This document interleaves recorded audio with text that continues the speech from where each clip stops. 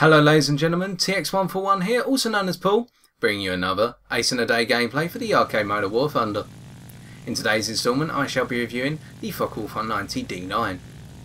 To give you a brief historical overview of the D-9, the Focke-Wulf 190 D-9 was the successor to the A8 variant. By 1944, mass Allied bomber formations in the West, and coincidentally the arrival of P-51D Mustangs in full force, meant that the A8 could no longer compete.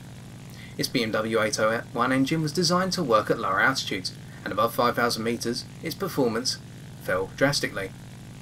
Whilst waiting for the TA-152 to enter full production, Kurt Tank's interim solution was the D-9. The idea was to remove the BMW 801 engine from an A8 frame and install a Junkers Jumo 213A1. Providing 1,776 horsepower, the engine's output could be taken above 2,000 by the use of a methanol water MW50 injection. Of course, this engine, which was originally featured on bombers, was not suitable for the frame as a whole, hence the extension of the frame and the nickname Langnau's Andorra. Initial tests showed that the Focke-Wulf 190 D-9 possessed all of the characteristics of the A8, if not superior. It could outperform it in a dive and on the level for speed. The only difference was the plane had its two outboard 20mm cannons removed in order to improve handling characteristics, and additionally its roll rate was compromised a little bit. However, as pilots soon found, with production beginning in the summer of 1944 and introduction to service by October of 1944, the D-9 was an impressive aircraft, and indeed perhaps the most successful Focke-Wulf 190 to be produced. It could take the fight to the P-51D up to 6,500 metres altitude with ease. The most notable role that the D-9 served was providing top cover for the Me-262s as they took off and landed at their airfields. With that being said, how exactly does the D-9 handle in War Thunder? Well, with our historical overview out of the way, we have to consider that the historical overview provides an insight into how the Focke-Wulf 190 D-9 should be handled, in my opinion. Up high, this is perhaps one of the best aircraft in the game. Take it above 4,000 metres and you're going to see throughout this entire game that I try to keep as high as possible. This plane is an absolute juggernaut. Whilst it hasn't got the best durability, and there are some questions over its durability at the moment as I've seen on the forums, the D-9 possesses perhaps some of the best acceleration, a climb rate to rival even the F8F Bearcat, and indeed a roll rate which is pretty comparable to the A8 and is perhaps one of the best for its battle rating of 4.7.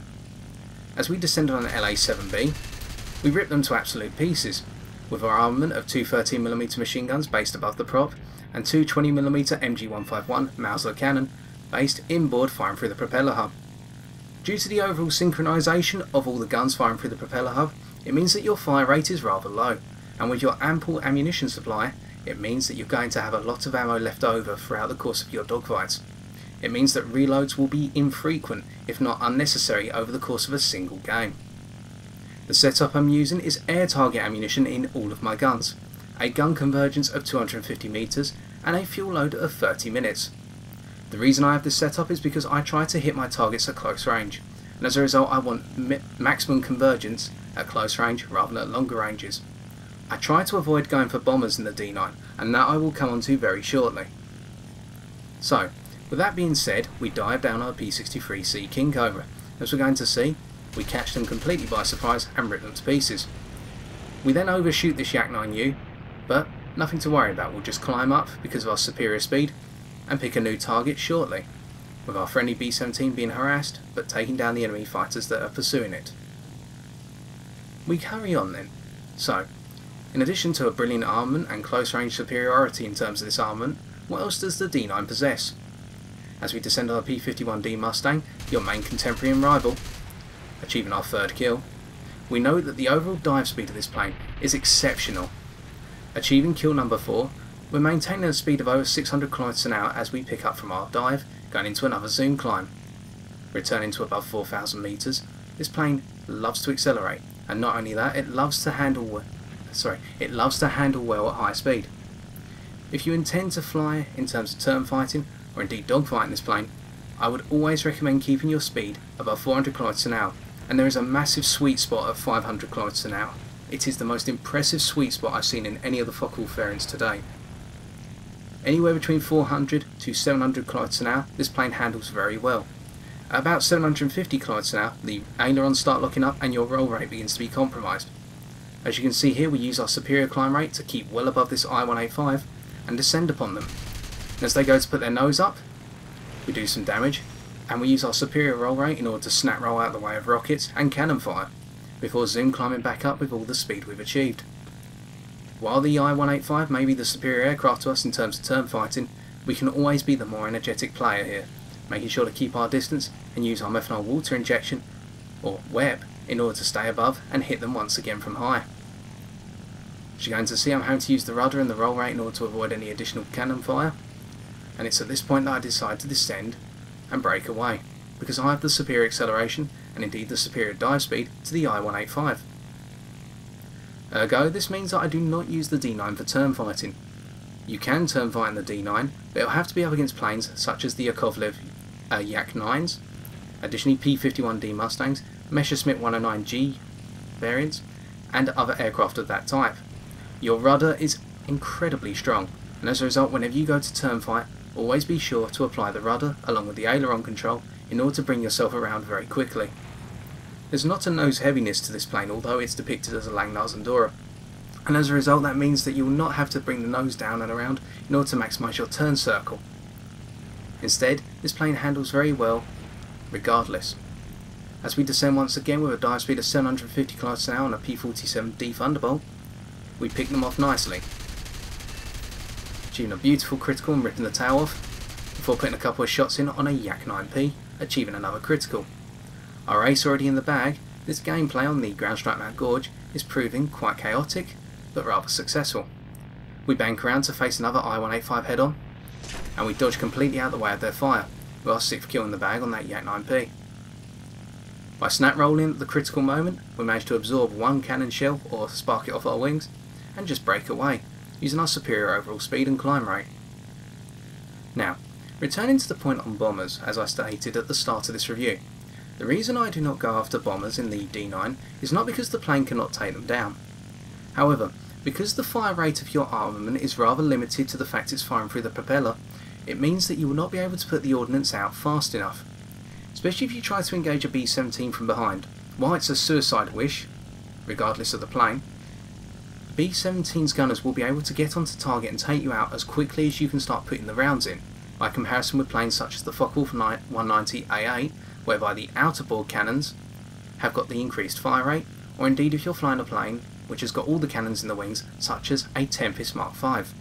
That is simply why I do not use this plane for attacking bombers, although if you can attack a bomber head on, or from above and try and aim for the pilot's cockpit, you'll quite quickly dispatch the pilot, and perhaps even set the enemy bomber on fire. And when I've gone for B-17s, that's how I take them down in the D-9. I hit from above, and aim towards the cockpit, and if I can't hit the cockpit, I'll aim towards the wings, because if I can hit one of the fuel tanks, that's usually enough. Still, with that minor inconvenience out of the way, are there any other things to note in the D-9? Well, there's quite a bit of armour on the D-9, but nothing by comparison with the A5 or the A8 variants of the Focke-Wulf.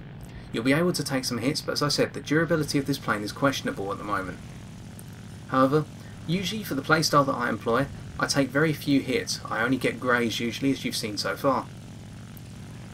Trying to pick out a target using our roll rate in order to keep ourselves turning around, we decide to descend on a KI-84, as quite oblivious to our presence, and then carry this forward. Opening fire at a rather long range, we take them out to achieve kill number 7, and then we aim at the back of the Spitfire Mark V, taking them out for our 8th and I believe our final kill of this game.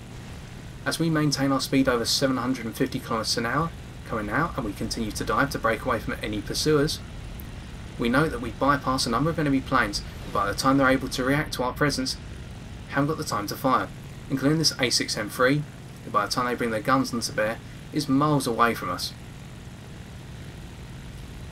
As a result, this depicts how quick the D-9 is, especially when coming out of a dive, or even on the level, and do not be surprised if in level flight you achieve over 500 km an hour, simply because you're keeping your speed and keeping your level nature.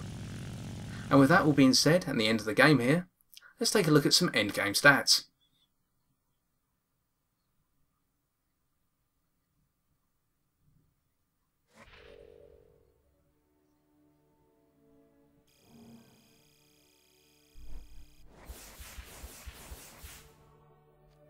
So, in reflection we see that our 8 kills netted us 21,410 silver lines. Additionally, we earned 1,552 research points, with all of those going towards our research on the ME163. We conclude this review by noting that the Focke-Wulf 190 D-9 handles much like its historical counterpart. It is brilliant up high, and in an altitude range of 4,000 to 8,000 metres, this plane is one of the best high altitude fighters for its battle rating of 4.7. At high speed, i.e. 400 to 700 km an hour, with a sweet spot at 500 km an hour, the roll rate, the ailerons, the rudder and the overall elevators of this plane handle beautifully. You may not be the best turn fighter, however you've got the acceleration and climb rate in order to break away and pursue your opponents in an energetic fashion. Although if you do decide to turn fight, the use of your rudder in combination with your ailerons will lead you to victory. And I would advise turn fighting against planes such as the P-51D Mustang and Messerschmitt 109 G variants, simply because they cannot turn with you in this configuration. The armament, all based towards the nose section with inboard cannons and machine guns firing through the propeller hub from above, means that you have a slow fire rate. However, it's an absolutely lethal armament at convergence. As a result, whilst brilliant for fighters, attacking bombers is ill-advised, unless you go for them head-on and from above. Aim towards the cockpit, because that way you'll make your cannon rounds count. Coming from behind will be messy, simply because you do not have the fire rate to put the ordnance out in order to combat the enemy gunners and take them out before they take you down. Moreover, the durability of the D-9 is questionable at the moment, and I would not advise getting hit. Instead, use snap rolls for your brilliant roll rate and your overall rudder responsiveness in order to shake gunfire and retaliate with your brilliant armament. We can see by comparison with our team that we came first, not by a huge margin, but by playing into the hands of what is a brilliant high altitude fighter. Staying high, boom and zooming, and then climbing away to safety, we made sure that nobody could get a bearing on us, even when they were trying to pursue us in the form of that A6M3 at the end of the game. Indeed, this is a plane which is one of my personal favourites, alongside the F6F Hellcat. So, if you're looking for a Focke-Wulf 190 variant which handles beautifully up high and can take the fight to any foe, as long as it's not a heavily armed bomber, then the Focke-Wulf 190 D-9 is the fighter for you. So I've been TX141, and if you've enjoyed this video, why not leave a like, comment or subscribe for future War Thunder videos on my channel. Until next time, ladies and gentlemen, take care and good luck in the skies.